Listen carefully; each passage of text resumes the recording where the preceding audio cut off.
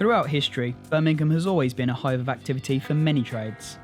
It is the home to more canals than Venice and more parks than Paris.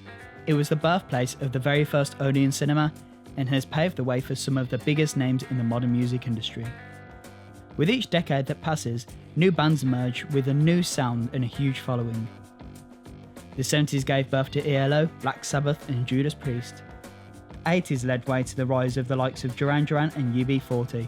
The 90s brought forth talents such as Ocean Colour Scene and Ned's Atomic Dustbin, and the 2000s to Swim Deep and The Streets. But as we close in on 2020, we find ourselves asking, where are all the huge bands of this decade? Is there less band interest? Less venues? Are there less bands? Or in an era that saw the rise of online streaming, instant worldwide communication, and social media, Birmingham is struggling to get its voice out above all the noise.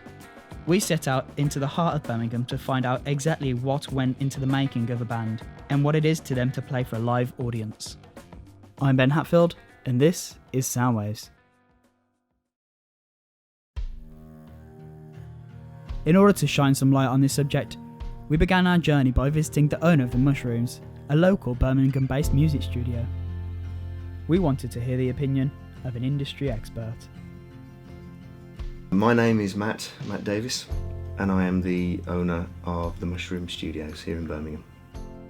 It grew to accommodate demand for music education, really, and the initial reason for building it was to provide a facility for musical education to work out of.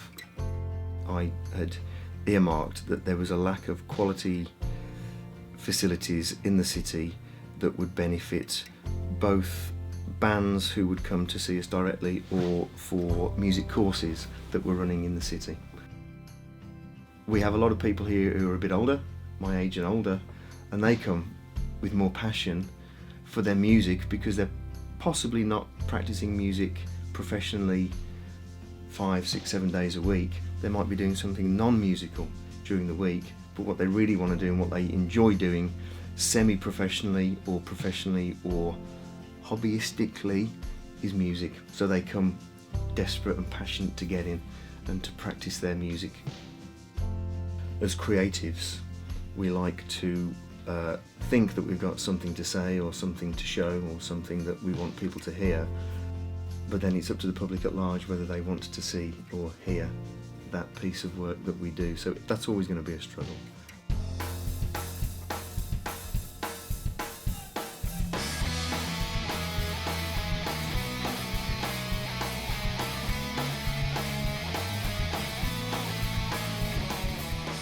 Matt's ideas made us question if Birmingham is receptive to new music. I know how Brummies are. They will judge the hell out of anybody that walks. But if they're entertaining, they like it, they'll really give it some bolts and they'll make it known that they're enjoying it. But if they don't like it, yeah, it's stoic silence. Rob Cartin, the drummer for Birmingham band The Mighty Young, believes that local venues are a place that large audiences and bands are still happy to call home. An arena show is going to attract a certain type of person, and I suppose you call it a club show would attract a different type of person. I think a lot of people pride themselves on the fact that they wouldn't be seen dead watching a gig in an arena. Despite being in a band, Rob knows what it's like to be on both sides of a show. I'm a lighting engineer, so I work with bands day in, day out, so I'm always around this stuff. And I suppose until it's your job and you don't do another job, then it's not a career, is it? So yeah, I do another job. A lot of people I know who do this do another job. I think that is probably the same for many creative industries. I'm sure an artist, a painter, would struggle to turn his or her passion into a career. I'm sure a photographer or videographer, filmmaker, would struggle to turn what they have as a hobby or a passion into a career. I think that's just the nature of it, really. I always think it's easy to get your material out there. It can be streamed, it can be iTunes, it can be Spotify'd quite easily, but there are still a million billion artists on Spotify, on iTunes, on YouTube. You've still got to try and get people to listen to your product, which I think is ultimately very difficult. Matt made us see something we hadn't before. It's not difficult just for the bands trying to get exposure at Birmingham's music and club venues, but also for the bands that are releasing original content online. With so few venues remaining, many bands have turned to the internet to get their voices heard. However, each new song released also adds to the noise. A few rooms down from Matt, we caught up with the Britpop Carousels as they prepared to record and release an original track.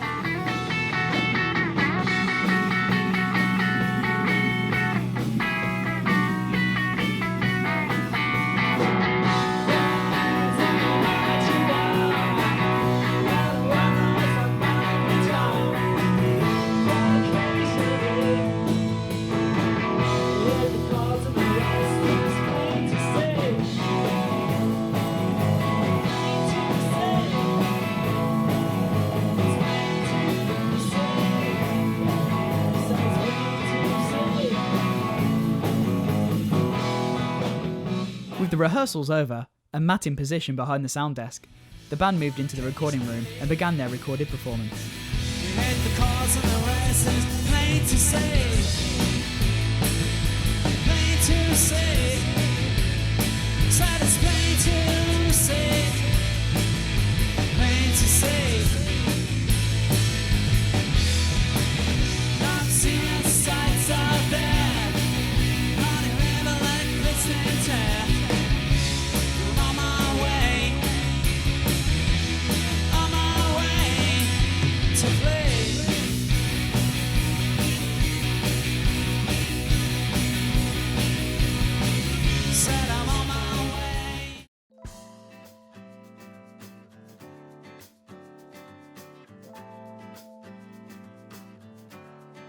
I hope to get some more insight into Birmingham's rich music history.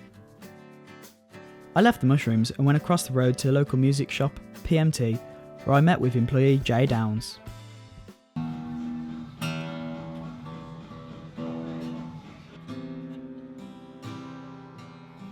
My name's Jay Downs, I'm the bass and guitar specialist at PMT Birmingham. For a lot of guys especially who work here and we see through the shop, Birmingham's the home of metal. It's where Black Sabbath got the start and they grew up around here. You've got Judas Priest, guys like that. And throughout the years you've had a number of bands pass through. It's always been a hotbed. I've seen kids who, 11, 12 years old, get the first bass or the first guitar from me.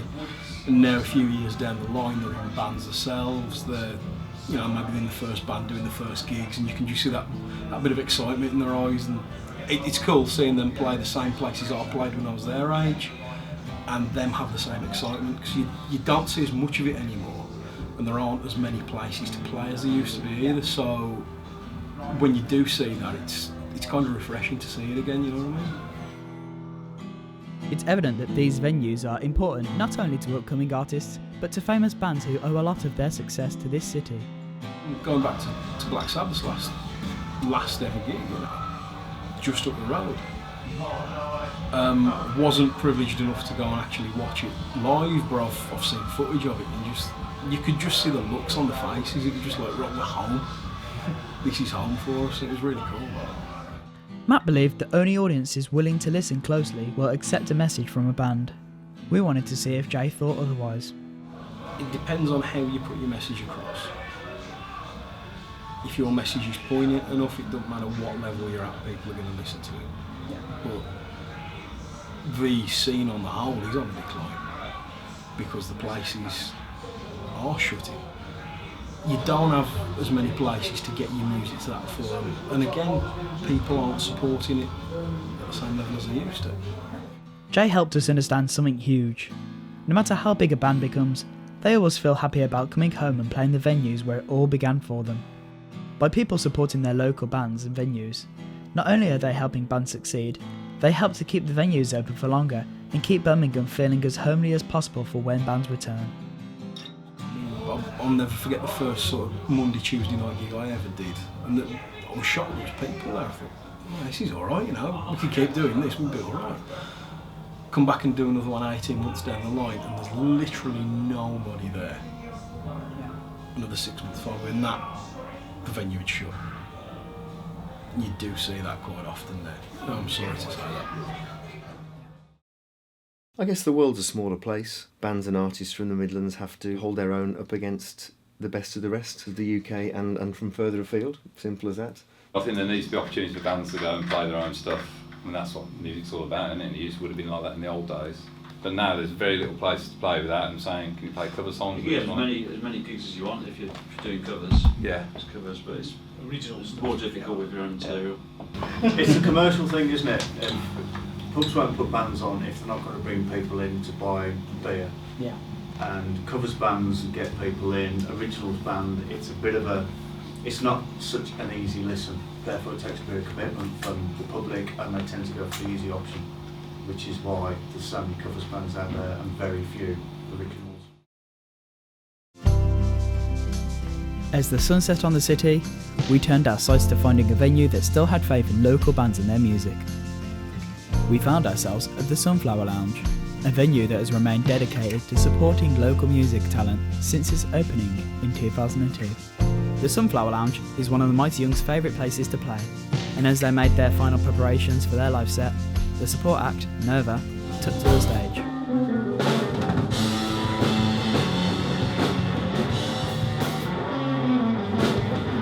It didn't feel like a typical concert. Nova's raw energy filled the small room and the whole crowd was buzzing.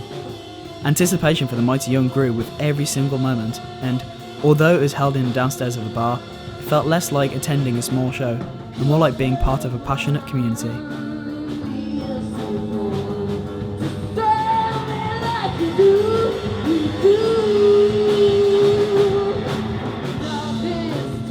As more people began filing in and congregating near the stage, ready for the Mighty Young, we asked Rob if he had hopes of one day playing an arena show. I've got my job, I've got my family. So, yeah, I'm happy with that.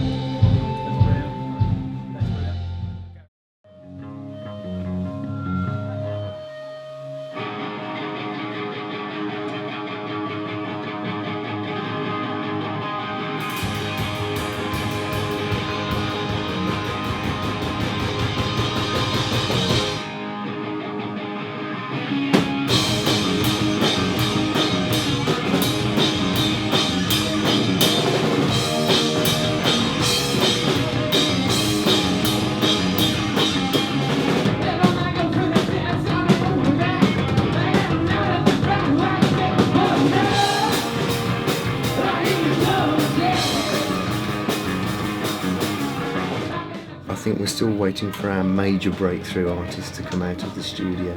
I'm sure it'll come at some point. It's only a matter of time.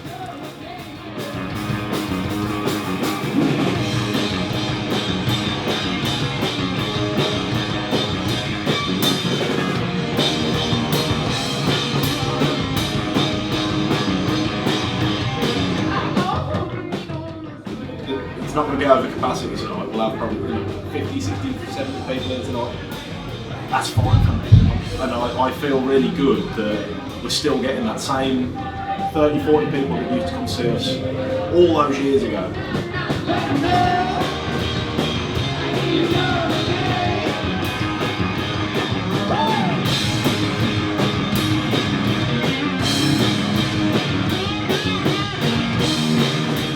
Birmingham has shown us that it still has a deep love for music and audiences that enjoy a new sound. There are still venues that bands can go to get their music heard, but these places won't work forever without the support of the public. For as long as people still attend Birmingham's live gigs, bands will continue to thrive. Birmingham's next great success may be lying just around the corner.